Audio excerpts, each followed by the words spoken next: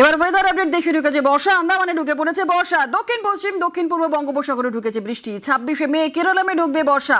উত্তরবঙ্গে এবং দক্ষিণবঙ্গে কেমন ওয়েদার থাকবে কি বলছে হাওয়া অফিস, আপডেট নেব বিশ্বজিৎ শাহ আমাদের সঙ্গে রয়েছে। বিশ্বজিৎ, দেখো, আন্দামান নিকোবর দ্বীপপুঞ্জে বর্ষা ঢুকেছে, ভারতের দ্বীপপুঞ্জে এবং ভারতের মূল ভূখণ্ডেও বর্ষা এবার আগাম আসছে, এই বার্তা দিয়েছে ভারতের মৌসুম ভবন। তবে এই পরিস্থিতিতে দাঁড়িয়ে দক্ষিণবঙ্গ এবং উত্তরবঙ্গে দুরকম আবহাওয়া।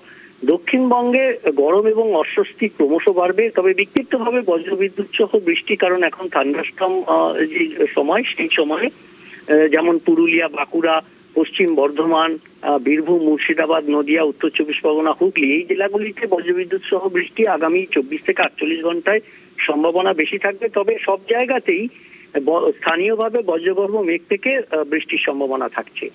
দক্ষিণবঙ্গে গরম এবং অস্বস্তিটা চরমে উঠবে। পশ্চিমের জেলাগুলিতে 40 ছুঁই তাপমাত্রা এ সপ্তাহের মধ্যেই দেখা যেতে পারে বলে অনুমান আবহাওয়াবিদদের। আর উত্তরবঙ্গে কেমন ওয়েদার থাকবে?